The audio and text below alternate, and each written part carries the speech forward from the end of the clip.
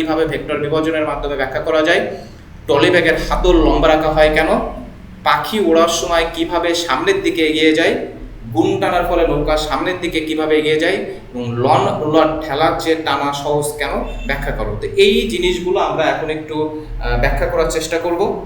তো আমরা দেখো, আমরা প্রথমে যেটা ব্যাখ্যা করব সেটা হচ্ছে লন রোলার ঠেলা সহজ নাকি টানা সহজ। তো লন রোলারটা আসলে কি, বা লন রোলার জিনিসটা তোমরা কোথায় দেখছো? লন রোলার হচ্ছে, দেখো তোমরা যে ক্রিকেট খেলার সময় ক্রিকেট মাঠের যে পিচ আছে, এই পিচ যখন সমান করার সময় এক ধরনের রোলার কিন্তু তার উপর টানা হয়। তো এই রোলারটা এরকম গোল আকৃতি দেখতে, যদিও আমার এটা হয়তো বা গোল দেখাচ্ছে না, তো এটা এরকম গোলাকার আকৃতি দেখতে, গাড়ির চাকা যেমন গোলাকার থাকে এরকম। তো এই লন রোলার ঠেলা সহজ নাকি টানা সহজ, এই জিনিসটা আমরা এখন ব্যাখ্যা করব।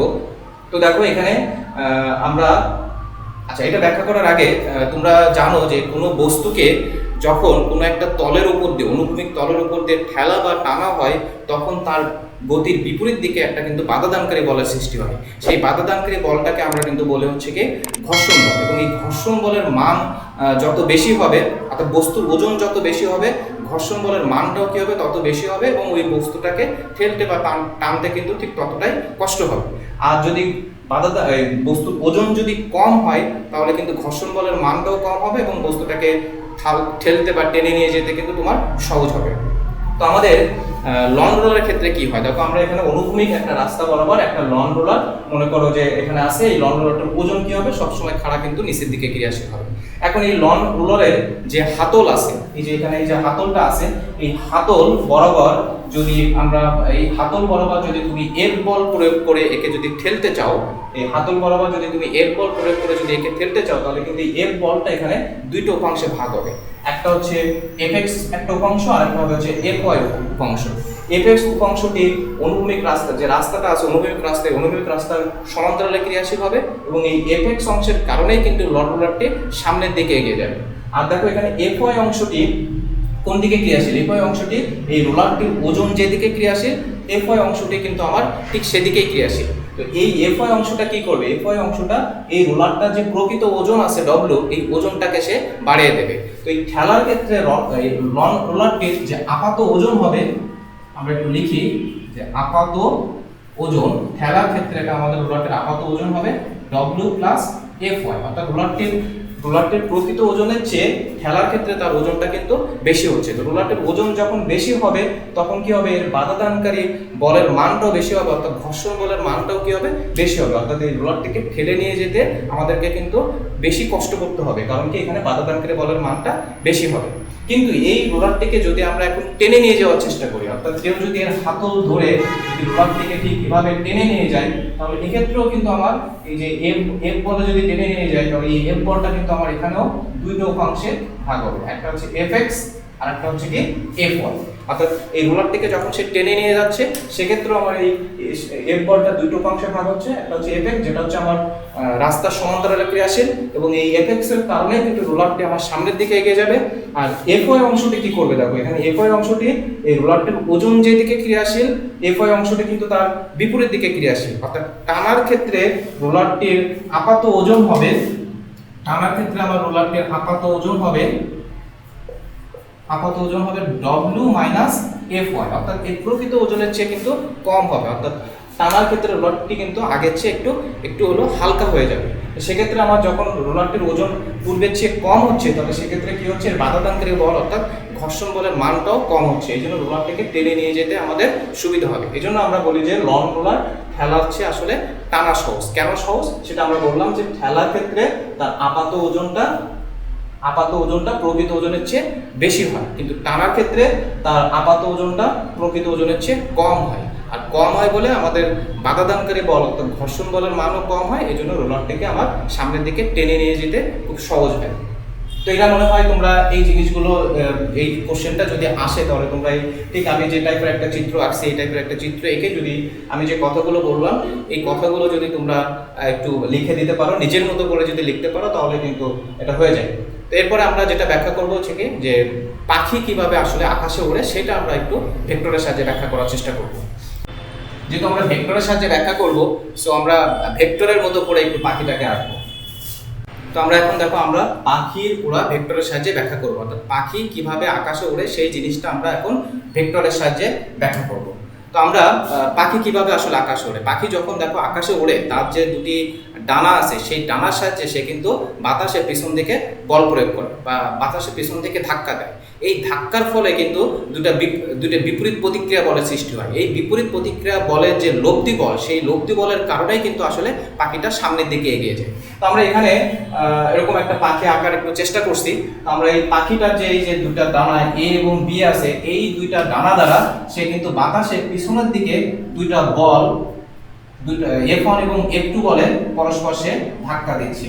এখন এই F1 এবং F2 বলে ধাক্কা দেওয়ার কারণে, বাতাসে ধাক্কা দেওয়ার কারণে একটা প্রতিক্রিয়া বলের সৃষ্টি হয়। অর্থাৎ এই F1 বলের প্রতিক্রিয়া বল হবে হচ্ছে -F1, যেটা হচ্ছে OA বরাবর ক্রিয়াশীল, এবং F2 বলের যে প্রতিক্রিয়া বল হবে, এই প্রতিক্রিয়া বল হবে হচ্ছে -F2, এবং যেটা হচ্ছে কি আমাদের OB বরাবর ক্রিয়াশীল। এই যে প্রতিক্রিয়া বল -F1 এবং -F2, এই প্রতিক্রিয়া বলদ্বয়ের যে লব্ধি বল, সেই লব্ধি বলের কারণে কিন্তু পাখিটা আসলে সামনের দিকে যায়, এবং এই লব্ধি বলটা যেদিকে ক্রিয়াশীল হবে পাখিটা কিন্তু ঠিক সেদিকে উড়ে যাবে। তো আমরা যদি এটাকে একটা সামুদ্রিক চিন্তা করি, দেখো এটা দ্বারা আমরা একটা কিন্তু সামুদ্রিক এখান থেকে আঁকতে পারি। এই দুইটা বাহু এখান থেকে যদি আমরা এটা যোগ করে দিই তাহলে এটা কিন্তু একটা সামুদ্রিক হয়ে যেতে পারে। এবং এই সামুদ্রিকের দেখো এখানে এই যে ও এ সি বি একটা কিন্তু সামুদ্রিক হতে পারে। এই সামুদ্রিকের ও এ এবং ও বি এই দুইটা বাহু বরাবর কিন্তু দুইটা ভেক্টর -F1 এবং -F2 এই দুইটা বল কিন্তু ক্রিয়াশীল। এই দুইটা বলের যে লব্ধি বল, এই দুইটা বলের লব্ধি বল যদি F হয়, সেই F বলটা কিন্তু অবশ্যই সামুদ্রিকের যে কর্ণ, এই কর্ণ OC বরাবর ক্রিয়াশীল হবে। এবং এই পাখিটা যে সামনের দিকে এগিয়ে যায়, এই যে লব্ধি বল সৃষ্টি হয়েছে, এই -F1 এবং -F2 বলের কারণে যে লব্ধি বল F সৃষ্টি হয়েছে, এই লব্ধি বলের কারণেই কিন্তু পাখিটা সামনের দিকে এগিয়ে যায়, অর্থাৎ পাখিটা কিন্তু OC বরাবর সামনের দিকে এগিয়ে যাবে। এখন এই পাখি যে ডানা দ্বারা যে ধাক্কা দেয়, সেই ধাক্কার পরিমাণ যদি সমান হয় তাহলে পাখিটা সোজা সামনের দিকে এগিয়ে যাবে, আর ধাক্কার পরিমাণ যদি কম বেশি হয় তাহলে পাখিটা কিন্তু এদিক ওদিক দিক পরিবর্তন করবে। তো ঠিক এরকম তোমরা এটা যদি আসে পরীক্ষায়, এরকম একদম যে তোমার পারফেক্টলি পাখি এঁকে দেখাতে হবে তেমন না, তুমি জাস্ট এই জিনিসটা, এই চিত্রটা এঁকে একটু ব্যাখ্যা করে দিলে কিন্তু তোমরা এই যে পাখি কিভাবে আকাশে ওড়ে সেই জিনিসটাও কিন্তু ব্যাখ্যা করতে পারবে। যাই হোক, আমরা এখন ভেক্টরের সাহায্যে নৌকার গুণ টানাটা আমরা এখন ব্যাখ্যা করবো। এটা নরমালি আমরা ভেক্টর উপাংশের সাহায্যে, ভেক্টরের যে উপাংশ সূত্র আমরা আজকে জানলাম, সেই উপাংশের সূত্রের সাহায্যে আমরা আসলে নৌকার গুণ টানাটা ব্যাখ্যা করবো। তো নৌকার গুণ টানাটা আসলে কি? নৌকার গুণ টানা আমরা বলছি যে তোমরা অনেক সময় খেয়াল করছো যে অনেক সময় একজন মানুষ নৌকার মাথায় দড়ি দিয়ে বেঁধে তীর বরাবর, অর্থাৎ নদীর যে তীর আছে সেই তীর বরাবর টেনে নিয়ে যায়, এটাকে আমরা বলি হচ্ছে কি নৌকার গুণ টানা। আমি একটু চিত্রে দেখাই। দেখো অনেক সময় কি হয় যে একজন মানুষ এরকম নৌকার এই মাথায় দড়ি বেঁধে ঠিক এই যে রাস্তা বরাবর, নদীর যে পাড় আছে এই পাড় বরাবর নৌকাটিকে টেনে সামনের দিকে নিয়ে যায়। এই যে সামনের দিকে টেনে নিয়ে যায় এটাকে আমরা বলি হচ্ছে কি নৌকার গুণ টানা। এবং এখানে কিন্তু একজন মাঝি থাকে, যে কিন্তু এখানে একটা বৈঠা নিয়ে নৌকাটায় হাল ধরে রাখার চেষ্টা করে, যাতে নৌকাটা সোজা যায়, এদিক ওদিক যাতে না যায় সেই জিনিসটা এখানে চেষ্টা করে। তো নৌকার গুণ টানাটা আমরা এটাই বলছি যে কোনো একজন মানুষ যদি একটা নৌকার মাথায় দড়ি দিয়ে বেঁধে, লম্বা দড়ি দিয়ে বেঁধে নৌকার নদীর তীর বরাবর নৌকাটিকে টেনে নিয়ে যায়, নদীর তীর বরাবর না, নদীর পাড় বরাবর রাস্তা দিয়ে হেঁটে যদি নৌকাটিকে টেনে নিয়ে যায় তাহলে সেটাকে আমরা বলবো হচ্ছে কি নৌকার গুণ টানা। তো এক্ষেত্রে আমরা এটাকে কিভাবে ভেক্টর বিভাজনের মাধ্যমে এটা ব্যাখ্যা করবো। দেখো এই লোকটি যখন নৌকাটিকে দড়ি দিয়ে বেঁধে, মনে করো যে সে এফ বলে টেনে নিয়ে যাচ্ছে, সে যে বলে টেনে নিয়ে যাচ্ছে সেই বলটাকে আমরা ধরলাম হচ্ছে কি এফ, সে এফ বলে টেনে নিয়ে যাচ্ছে। তো এই এফ বলটা কিন্তু এখানেও দুইটা অংশে ভাগ হবে, একটা হবে হচ্ছে এফ এক্স, আরেকটা হচ্ছে কি এফ ওয়াই। এফ ওয়াই অংশ, এফ এক্স অংশটি কিন্তু আমার নদীর দৈর্ঘ্য বরাবর ক্রিয়াশীল। তো আমরা ধরে নিলাম যে এই যে লোকটি নৌকাটিকে টেনে নিয়ে যাচ্ছে এফ বলে, এই এফ বলটি নদীর দৈর্ঘ্যের সাথে অর্থাৎ এফ এক্স এর সাথে থিটা কোণ উৎপন্ন করছে। যদি এফ এক্স এর সাথে থিটা কোণ উৎপন্ন হয় তাহলে এই এফ এক্সটা কিন্তু অনুভূমিক উপাংশ, এবং এই এফ এক্স সমান হবে হচ্ছে কি এফ কস থিটা। তাহলে এটা অবশ্যই হবে কি লম্ব উপাংশ, এবং এটা সমান হবে হচ্ছে কি এফ সাইন থিটা। তো এই নৌকাটিকে যখন সে টেনে নিয়ে যায়, এই এফ এক্স এর কারণেই কিন্তু, অর্থাৎ এই এফ কস থিটার কারণেই কিন্তু নৌকাটা আসলে সামনের দিকে যায়। আর এফ ও এর কারণে নৌকাটা কিন্তু তীর বরাবর যাওয়ার চেষ্টা করে, অর্থাৎ নদীর পাড় বরাবর যাওয়ার চেষ্টা করে। তো নৌকাটা যাতে নদীর পাড় বরাবর না যায়, অর্থাৎ এফ ও কে প্রশমিত করার জন্য এখানে দুইটা বল কাজ করে। একটা হচ্ছে এই যে পানির একটা বিপরীত প্রতিক্রিয়া বল আছে, সেই বিপরীত প্রতিক্রিয়া বল এফ ও কে প্রশমিত করার চেষ্টা করে। আবার এখানে একজন যে মাঝি আছে, সে যে হাল ধরে রাখছে, সে কিন্তু চেষ্টা করে নৌকাটা যাতে নদীর কিনারা বরাবর বা নদীর পাড়ের দিকে না যায়, নৌকাটা যাতে সোজা যায়। তাহলে এফ ও কে প্রশমিত করার জন্য পানির প্রতিক্রিয়া বল এবং এখানে মাঝি যে হাল ধরে রাখছে, সে এরা দুইজন মিলে এফ কে কিন্তু মানে প্রশমিত করার চেষ্টা করে। আর নৌকাটা তাহলে সামনের দিকে যাচ্ছে কিন্তু এফ কস থিটার কারণে। তো এই এফ এক্স এর মান যত বেশি হবে, নৌকাটিকে আমার টেনে নিয়ে যেতে তত সুবিধা হবে, এবং এফ এক্স এর মান যত কম হবে, নৌকাটি আমার কিন্তু টানতে ঠিক ততটা কষ্ট হবে। এফ এক্স এর মান যদি আমরা বেশি করতে চাই, তাহলে আমার কিন্তু এই কস থিটা এর মানটা বেশি হতে হবে। তো কস থিটা এর মান যখন বেশি, কস থিটা এর মান যত বেশি হবে, আমার নৌকাটিকে টেনে নিয়ে যেতে তত সহজ হবে। কস থিটা এর মান কখন বেশি হবে? যদি থিটা এর মান কম হয়, তাহলে কস থিটা এর মান কিন্তু বেশি হয়। অর্থাৎ থিটা এর মান যত কম হবে, কস থিটা এর মান তত বেশি হবে। আর কস থিটা এর মান বেশি হলে আমার এফ এক্স এর মান বেশি হবে, তখন নৌকাটিকে আমার টেনে নিয়ে যেতে সহজ হবে। আমাদের এখানে মেইন কারণ হচ্ছে কি, আমাদের এই থিটা এর মানটা, তাহলে আমরা যদি এফ এক্স এর মানটাকে বাড়াতে চাই, তাহলে আমাদের থিটা এর মানটাকে ছোট করতে হবে। আমরা যদি থিটা এর মান ছোট করতে চাই, তাহলে আমাদেরকে কি করতে হবে? থিটা এর মান ছোট করতে গেলে এখানে যে দড়ি দিয়ে বেঁধে আমরা নৌকাটিকে টেনে নিয়ে যাচ্ছি, সেই দড়ির দৈর্ঘ্যটা বেশি হতে হবে। দেখো, এখন যদি আমি দড়ির দৈর্ঘ্যটা আরো একটু আগের চেয়ে একটু বাড়িয়ে দিই, অর্থাৎ আমি মনে করো যে আগে যে দড়ির দৈর্ঘ্য ছিল, তার চেয়ে আমি দড়ির দৈর্ঘ্যটা আরো একটু বেশি বাড়িয়ে দিলাম, তাহলে সেক্ষেত্রে দেখো, এক্ষেত্রে যে কোণটা উৎপন্ন করছে থিটা প্রাইম, এই থিটা প্রাইমটা কিন্তু এই এখানে যে কোণটা উৎপন্ন করছে, এই কোণটা কিন্তু আগের চেয়ে ছোট হচ্ছে। তো থিটা এর মান যদি ছোট হয়, তাহলে আমার cos থিটা এর মান কি হবে? বড় হবে। আর cos থিটা এর মান বড় হলে আমার fx এর মানটাও কি হবে?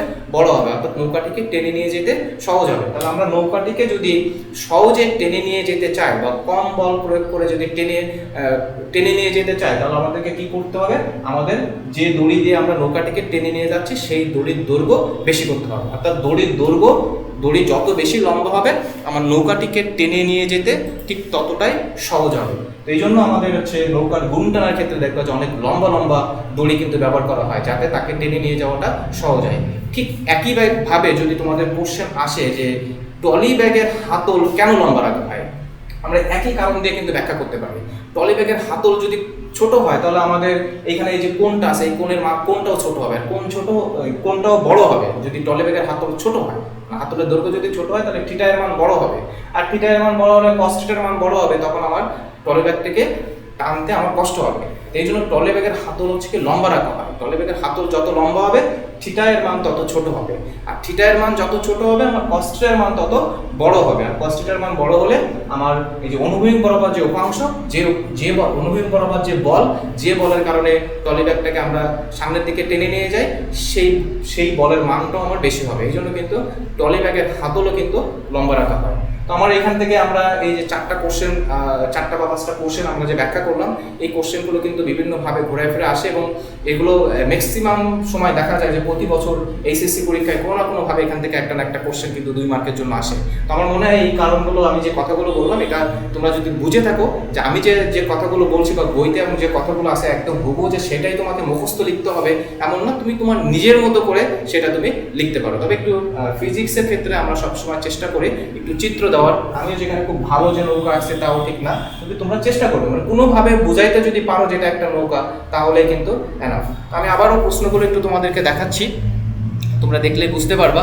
তো একটু দেখো যে এখান থেকে আসলে আর কোনো কোশ্চেনের সমস্যা আছে কিনা, বাকিগুলো তোমরা এখান থেকে বুঝতে পারবে।